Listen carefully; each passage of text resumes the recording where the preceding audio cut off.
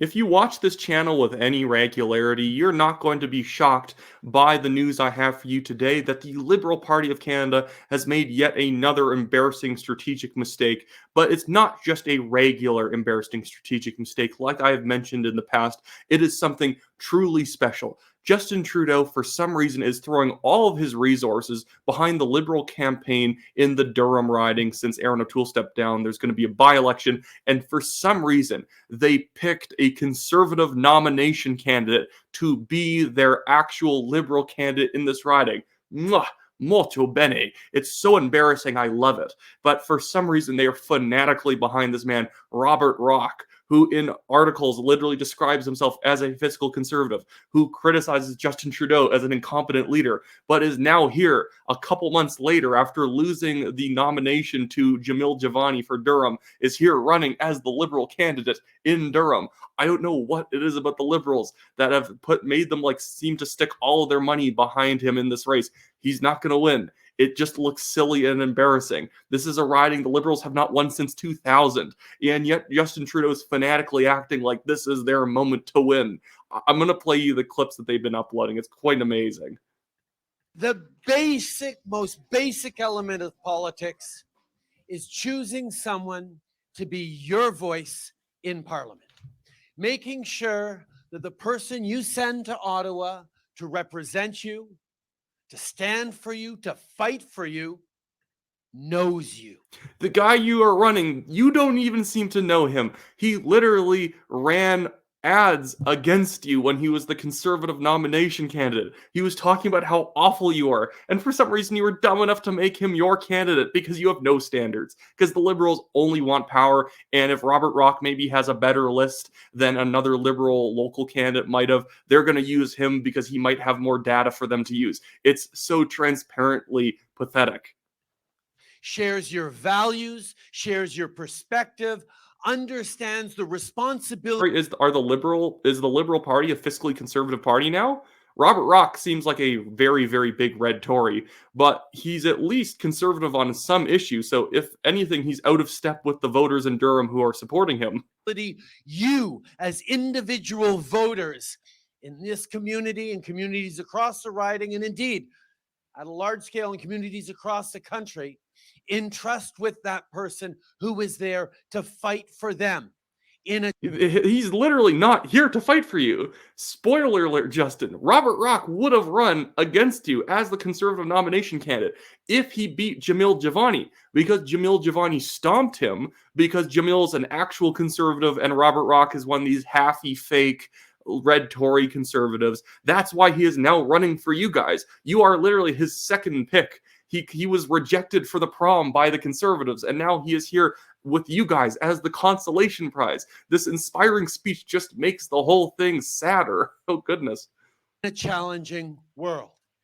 That's what you have here with Robert, someone who's lived and worked and served this riding in this community for 20 years, someone who knows what it is to walk these streets, to engage here, to lead in communities. Guys, Robert's a great Liberal candidate. He's walked these streets before. I don't know why. It was so weird when he put his hand on his shoulder and you have a great candidate here in Robert. It's like he was speaking way too intensely, and then he had to say a name like Robert, and it just didn't connect at all. This is not an inspiring moment. He understands how important it is to get out there and meet with as many people as possible, not just to introduce himself, to try and convince them to support him, as every candidate is doing. Yeah, he also did it when he was a Conservative nomination candidate. He has a lot of experience trying to convince people to vote for him. He'll do it in any party that will let him in. But to understand, to reflect, and to make sure people know that he is there to be their voice in Ottawa, not Ottawa's voice here in Durham. You literally represent Ottawa, not in the sense that he's like an Ottawa MP, but you are literally the government, and your government is a very big government style government. So he is very much going to be, if he wins, if something crazy happens and somehow Robert Rock wins, he's not going to win.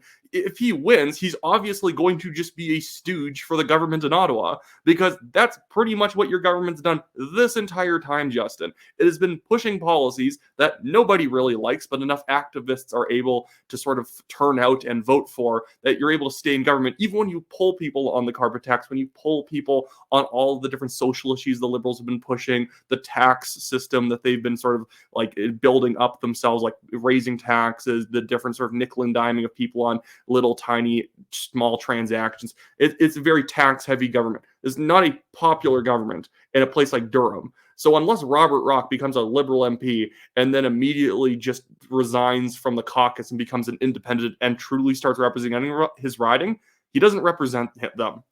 But anyways, this is where I want to talk a little bit about the issue of red Toryism inside the Conservative Party. This is why I maintain that red Toryism is very dangerous to the health of the Conservatives. I think Pierre Poilievre has put the Conservatives on a much better path than we were with Aaron O'Toole or Andrew Scheer. We're on a much more conservative path, but there are a lot of people trying to win nominations for the Conservatives, like Mr. Robert Rock, who are not conservative in any way. If the Liberals had a better chance of winning in that riding, he would have jumped into their nomination first. And then if he lost that, maybe he was going to go run for the Conservatives.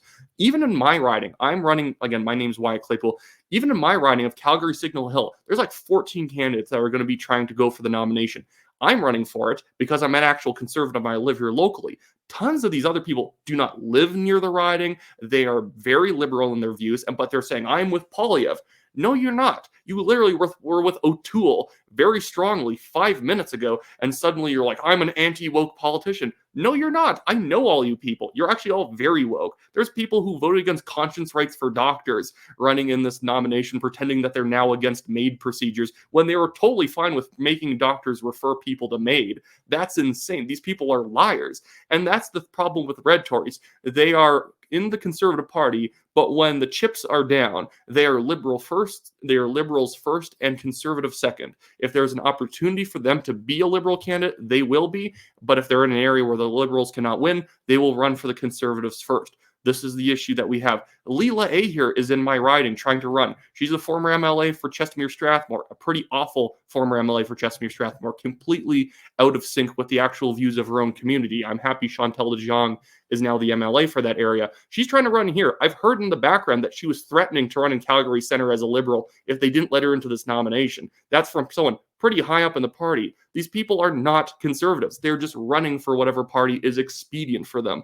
Do not assume that because they have a blue banner behind them and they're running for your nomination that they must be on Team Poilievre. A lot of these people are willing to lie because leftists, liberal people just want power so that they can later push their liberal views onto the public through legislation.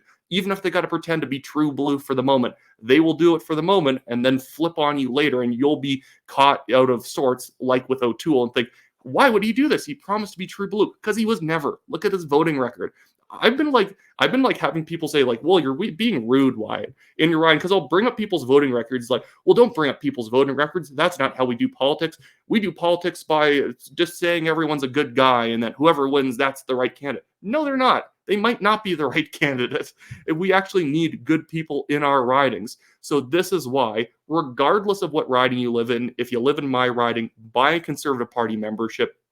If you don't, buy a Conservative Party membership. Make sure that you get on your board if you already have an incumbent MP. And if there's a nomination race in your area, go and vote for the bluest person in that riding. We actually want government to change, not government with slightly more conservative versions of liberals who are not actually going to get anything done. I think Poilievre's a very good conservative. Jamil Javani's a fantastic conservative.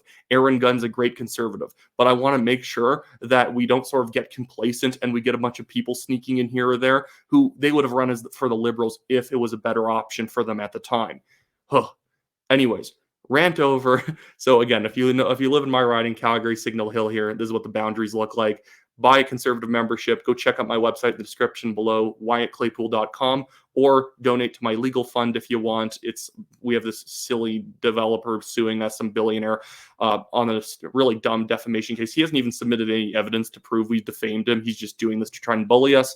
the things that we said about him were already reported by much larger publications years before, but he thought that we couldn't pay to defend ourselves, so he was trying to extract a fake apology out of us to pretend like he's some big, powerful guy, and we're not going to bend to him.